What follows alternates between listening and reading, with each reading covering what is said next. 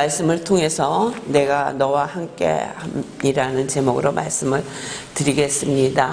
우리가 오늘부터는 대림절을 지냅니다. 주님이 탄생하심을 기다리고 또 다시 오실 주님을 기다리는 그런 절기입니다. 주님은 이 땅에 오셔서 우리를 위해서 십자가를 지시고 그리고 십자가에서 죽으시고 3일 만에 부활하셔서 40일 동안 이 땅에 계셨습니다. 이 땅에 계시면서 40일 후에 하늘로 올라가시며 우리에게 말씀하시기를 오직 성령이 너희에게 임하시면 너희가 권능을 받고 예루살렘과 온 유대와 사마리아 땅끝까지 이르러 내 증인이 되리라 하시고 이 말씀을 마치시고 저희 보는 데서 올려가시더라 이렇게 말씀하십니다. 그렇게 올라가시면서 주님이 약속을 하십니다. 다시 올 것을 약속하십니다. 사도행전 1장 11절에 보면은 천사들이 갈릴리 사람들아 어찌하여 서서 하늘을 쳐다보느냐 너희 가운데서 하늘로 올려지신 이 예수는 하늘로 가심을 본 그대로 오시리라 하였느니라. 그러니까 올라가신 그대로 모습으로 다시 오신다고 말씀을 하셨습니다. 성령이 임하심으로 예루살렘에 큰 소동이 일기 시작을 합니다. 모든 사람들이 많은 사람들이 제자들의 복음을 그들이 전하는 복음을 듣고 세례를 받고 변화가 나타나는 것입니다. 그래서 예루살렘에서부터 교회가 시작이 돼서 정말 많은 사람들의 변화가 일어납니다. 그때에 이렇게 좋은 일만 있는 것이 아니라 핍박이 시작되기 합니다. 핍박이 시작됨으로 인해서 예루살렘에 있던 많은 크리스찬들이 유대의 많은 땅으로 또 사마리아로 땅끝까지 복음 증거하는 증인들이 되는 모습을 우리는 볼 수 있습니다. 사도행전을 통해서 우리는 이런 모습을 봅니다. 하나님께서 스데반이라는 그 분을 통해서 스데반이 순교함으로 인해서 많은 크리스찬들에게 견딜 수 없는 핍박의 시작됨으로 인해 그들이 예루살렘에 가만히 있을 수 없었습니다. 그 핍박을 견디고 있을 수 없어 그들이 가기 싫어하는 땅 사마리아 땅까지 그들은 들어갈 수밖에 없었습니다. 그리고 그들을 위해서 한 사람을 세우시는데 그게 누구냐? 바울이라는 사람인데 9장에 보면 사울이라고 나옵니다. 이 사울은 원래부터 믿음이 있는 사람은 아닙니다. 우리 사도행전 9장으로 넘어가 보겠습니다. 우리 9장 1절부터 5절까지 우리 함께 봉독합니다. 시작. 사울이 주의 제자들을 대하여 여전히 유혹과 살기가 등등하여 대제사장에게 가서 다메섹 여러 해당에 갈 공문을 청하니 이는 만일 그 돌을 쫓는 사람을 만나며 물론 남녀하고 결박하여 예루살렘으로 잡아오려 함이라. 사울이 행하여 다메섹에 가까이 가더니 호련히 하늘로서 빛이 저를 둘러 비치는지라. 땅에 엎드려져 들음에 소리 있어 가라사대 사울아 사울아 내가 어찌하여 나를 핍박하느냐 하시거늘 대답하여 주여 누시오니까 가라사대 나는 내가 핍박하는 예수라. 아멘. 이렇게 예루살렘에서 뿐만 아니라 이방 땅에 가서 크리스찬으로 사는 이들을 잡아오려고 대제사장에게 공문을 받아서 가던 중에 사울은 예수님을 만납니다. 다메섹 도상에서 예수님을 만나는 것을 우리는 오늘 말씀을 통해서 봤습니다. 그 빛을 보고 엎드렸는데 사울아 사울아 내가 어찌하여 나를 핍박하느냐. 사울은 한 번도 예수님을 핍박한 적이 없어요. 예수님을 본 적이 없으니까요. 그런데 예수님은 사울에게 뭐라고 말씀하시냐면 내가 어찌하여 나를 핍박하느냐. 그러니까 사울이 누구십니까? 주님 누구십니까? 그러니까 내가 핍박하는 예수라고 말씀하시는 거예요. 예수 믿는 사람을 핍박을 했지 예수님을 핍박한 것이 아닙니다. 예수 믿는 사람들을 잡으러 다메섹까지 그 열심으로 다메섹까지 가는데 예수님은 그들을 잡으러 가는 그 사울에게 그들을 잡으러 가는 그 마음과 모습이 예수님을 핍박하고 있다고 말씀하시는 거예요. 우리가 기도하는 사람, 또 크리스찬을 세상에서는 그렇게 두려워하지도 않습니다. 자기네들의 생각에 맞지 않으면 비판합니다. 우리가 조금만 잘못 살아도 그들의 비판의 대상이 될 수밖에 없습니다. 근데 이렇게 비판하는 자들에게 예수님이 말씀하시는 게 아니라 핍박하는 자들에게 말씀하시는 거예요. 예수를 믿는 자를 핍박하는 거, 그 사람을 핍박하는 것이 아니라 예수님을 핍박한다고 말씀하고 계시는 거예요. 그가 예수님을 만나 그는 사흘 동안 보지 못하고 식음을 전폐하며 하나님 주님 앞에 엎드려 있습니다. 그때 주님께서는 아나니아라는 제자를 통해서 그에게 가서 안수하라고 말씀하시고 그의 눈이 뜨이는 것을 우리는 사도행전을 통해서 보았습니다. 그리고 하나님께서는 이에게 뭐라고 말씀하시냐면 15절에 보니까 주께서 가라사대 가라, 이 사람은 내 이름을 이방인과 임금들과 이스라엘 자손들 앞에서 전하기 위하여 택한 나의 그릇이라고 말씀하십니다. 유대인뿐만 아니라 이방인들에게도 하나님의 말씀, 복음의 말씀을 전하기 위해서 택한 사람이라는 거예요. 핍박을 하던 그를 하나님께서 선택하셔서 누구로 만드셨다고요? 전하는 자로, 복음 전하는 자로 사울을 만드신다고 말씀하시는 것을 볼 수 있습니다. 사울은 그렇게 변화가 됩니다. 그리고 이 일 후에 아라비아 광야로 가서 3년 동안 머물다 돌아옵니다. 갈라디아서에 보면은 아라비아에 가서 3년 동안 머물렀다고 이야기하고 있습니다. 그가 다시 다메섹으로 돌아오고 예루살렘으로 오지만 그 누구도 바울을 환영하지도 그와 가까이 하지도 않습니다. 이럴 때 한 사람이 나타났는데 그가 누구냐면 바나바예요. 바나바는 제자들뿐만 아니라 모든 크리스찬에게 인정을 받는 사람이었습니다.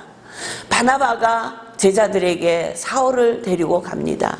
그리고 그가 어떻게 변화됐으며 하나님이 그를 어떻게 쓰실 것인지에 대해서 이야기하고 그와 함께 안디옥으로 가서, 수리아 안디옥으로 가서 그곳에서 기도하고 금식하며 기도하다가 하나님께서 선교하러 그들을 보내십니다. 그래서 바나바와 함께 선교를 떠납니다. 아시아 쪽으로 선교를 가는데 이때 누가 쫓아가냐면 마가라고 하는 요한이 쫓아갑니다. 중간에 돌아오긴 하지만 함께 셋이서 선교를 떠납니다. 수리아 안디옥을 지나서 실루기아로 구브로 섬에서 또 구브로 섬에 있는 살라미에서 여러 해당에서 복음을 전합니다. 그리고 바보에 가서는 총독에게 복음을 전하려고 하는데 거기 엘루마라는 박수가 있습니다. 그 박수가 전하지 못하게 하니까 하나님께서 그를 소경으로 만드셔서 총독이 복음을 받아들이고 또 그곳에서 배를 타고 버가로 가고 비스디아 안디옥으로 가고 이고디온으로 가고 누스드라로 가는데 누스드라에서 우리가 잘 아는 안진뱅이가 고침을 받는 사건이 일어납니다. 더베에서 다시 누스드라로 이고디온으로 비스디아 안디옥으로 이달리아로 수리아 안디옥으로 돌아옵니다. 이렇게 해서 1차 선교 여행이 끝납니다. 그리고 난 다음에 2차 선교 여행을 가는데 2차 선교 여행을 갈 때 바나바와 함께 가려고 하다가 마가가 중간에 예루살렘으로 돌아가 버렸잖아요. 성경 어디에도 마가가 왜 돌아갔는지에 대해서는 써있지 않지만 많은 신학자들이 얘기하기를 바울이 그를 데리고 가자고 하는 바나바와 그렇게 심히 다투고 둘이 갈라설 수밖에 없었다는 것은 그 마가가 돌아감으로 인해서 사역하는데 데미지도 입었을 뿐만 아니라 너무 어렵고 힘든 상황에서 돌아가 버리지 않았는가 그런 추측을 해봅니다. 그래서 마가를 데리고 가자는 바나바와 마가를 도저히 데리고 갈 수 없다라는 바울과 다툼을 일으킵니다. 그래서 거기서 갈랐습니다. 그래서 바울은 신라를 데리고 제2차 선교여행을 합니다.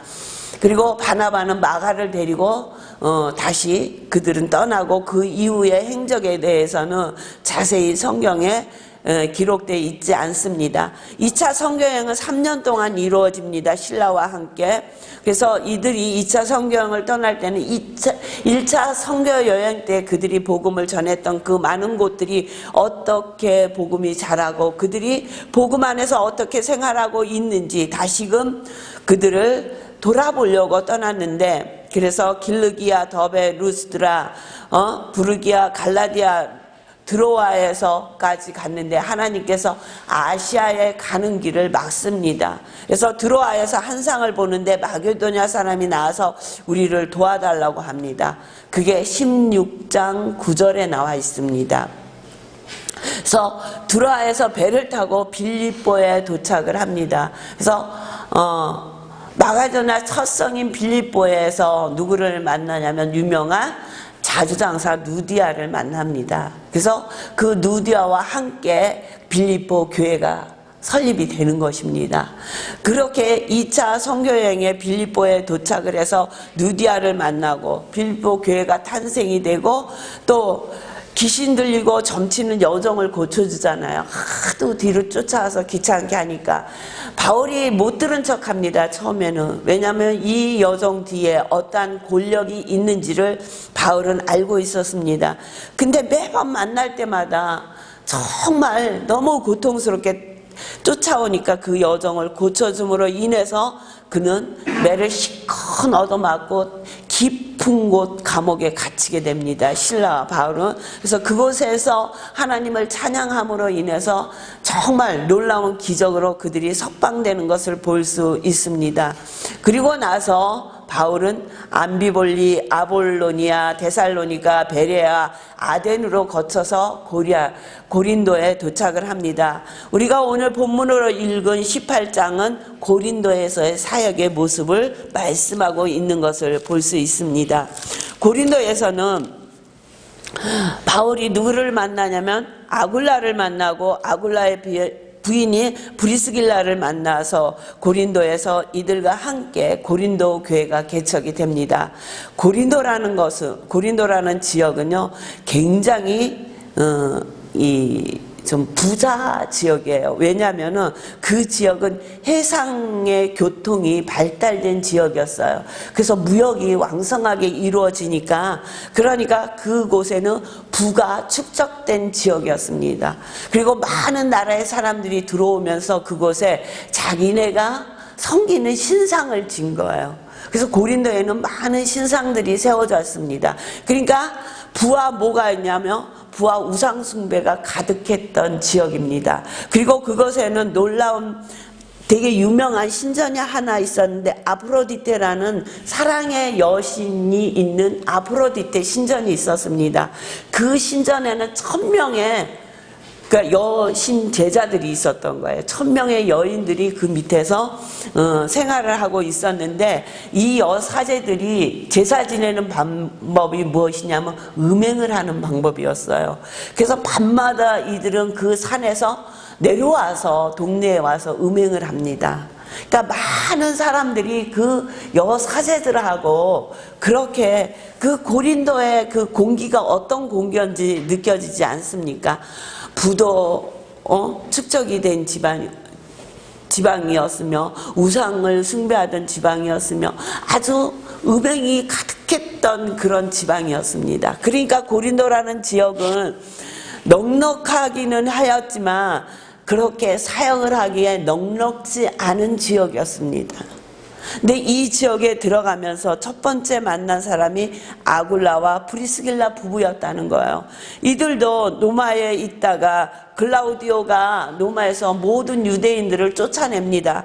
그러므로 인해서 이들이 고린도에 와서 생활을 하는데, 그들과 같이 천막 짓는 일을 하는 같은 업종을 하고 있는 그 부부였습니다.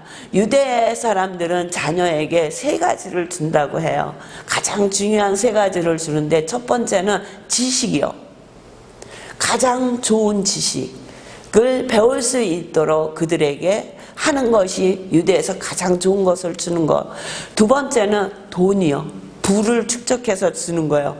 세 번째는 꼭 이 사람이 어떤 상황에 닥쳐더라도 먹고 살 수 있는 직업을 가질 수 있도록, 그 어떤 직업이든지 직업을 가질 수 있도록 한 가지 기술을 가르쳤다고 해요.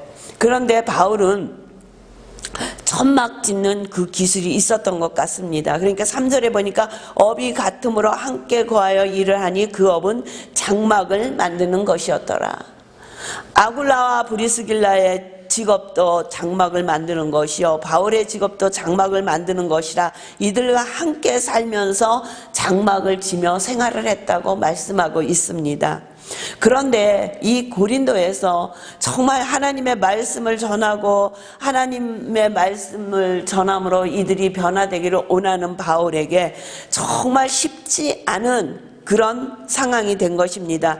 6절에 보니까 저희가 대적하여 해방하거늘 바울이 옷을 떨어 가로되 너희 피가 너희 머리로 돌아갈 것이요 나는 깨끗하니라 이후에는 이방인에게로 가리라 하고, 유대인들이 얼마나 바울을 못 살게 했으면 옷을 털어버렸다는 거예요. 먼지를 털어버렸다는 거예요. 유대인들이 옛날에 사마리아 땅에서 갔다가 혹시라도 사마리아 땅끝이라도 밟으면 거기 앉아서 신발을 털었거든요.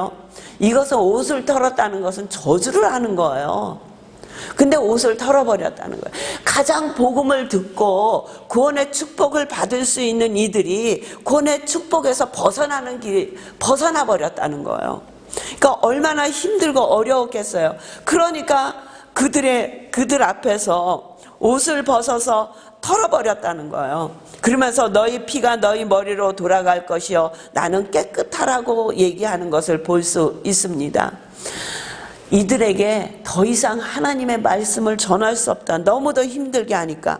그런데 그런 와중에, 어렵고 힘든 와중에 8절에 보니까 해당장이에요. 해당을 지키는 그리스보가 온 집으로 더불어 주를 믿으매, 그렇죠? 한쪽에서는 바울을 쫓아내려고 유대인들이 난리가 난 거예요.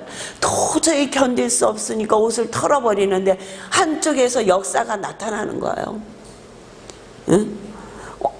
해당장이 믿기 시작하는 거예요. 그리스보가 온 집으로 더불어 주를 믿음에 수다한 고린도 사람도 듣고 믿어 세례를 받더라. 응? 이 고린도의 상황을 고린도전서 2장 3절에 보면은 바울이 뭐라고 얘기했냐면 내가 너희 가운데 거할 때 약하고 두려워하고 힘이 떨었다고 얘기하고 있어요. 그러니까 고린도에서 상황이 정말 너무 힘들고 어려웠다는 거예요. 그러니까 고린도 교인들에게 말하잖아요. 내가 너희들에게 있을 때 너무 약하고 두려워하고 두려운 마음이 얼마나 컸으면 떨었노라, 이렇게 고백을 했어요. 그러니까 유대인들뿐만 아니라 거기 있던 많은 사람들이 바울이 복음을 전하는데 견딜 수 없도록 힘들게 하였다는 거예요. 그 힘든 가운데에도 그리스보가 온 집으로 더불어 구원을 얻는 놀라운 역사가 일어나는데, 그럼에도 불구하고 바울이 너무너무 힘들어하니까 하나님께서 밤에 주님께서 환상 가운데 나타나는 것을 볼 수 있어요. 그러면서 뭐라고 말씀하시냐면 두려워하지 말고 잠잠하지 말고, 두려워하고 있었다는 거죠. 두려워하지 말라고 말씀하시니까, 그리고 잠잠하지 말라, 복음을 전하라고 말씀하시는 거예요. 그러면서 뭐라고 말씀하시냐면 내가 너와 함께 있음에 아무 사람도 너를 대적하여 해롭게 할 자가 없을 것이니 이는 이 성중에 내 백성이 많음이라. 두려워하지 말고 전하라고 말씀하세요. 왜 두려워하지 않는가? 주님이 함께 하신다는 거예요. 우리가 이 땅의 삶에 살면서 두려워할 일이 얼마나 많고 우리를 힘들고 괴롭게 하는 일이 얼마나 많이 있습니까? 그럼에도 우리가 힘있게 이 땅에서 살 수 있는 것은 내가 너와 함께 있으므로, 주님이 오늘도 저와 여러분과 함께 하십니다. 세상 끝날까지 내가 너와 함께 할 것이라 약속하신 주님이 오늘 이 시간뿐만 아니라 세상에 나가서 여러분들이 살 때도 함께 하신다는 거예요. 가장 두렵고 힘들 때 주님께서 말씀하시는 거예요. 내가 너와 함께 할 것이다. 두려워하지 마라.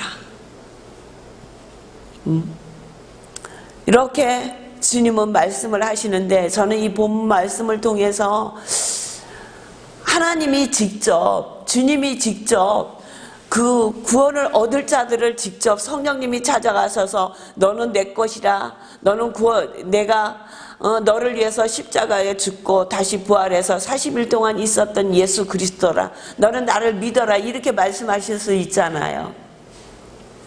그렇죠? 그런데 하나님이 하시는 일은 그렇게 하시지 않는다는 거예요. 두려워 떨고 있는 바울에게 힘을 주시면서 이 땅에 복음을 전하라고 말씀하시잖아요. 오늘 우리에게도 말씀하시는 거예요. 우리에게도 하나님이 직접 일을 하시는 것이 아니라 하나님의 일은 사람을 통해서 일을 하십니다. 우리에게 말씀하시는 거예요. 두려워하지 말고 떨지 마라. 내가 너와 함께함이라.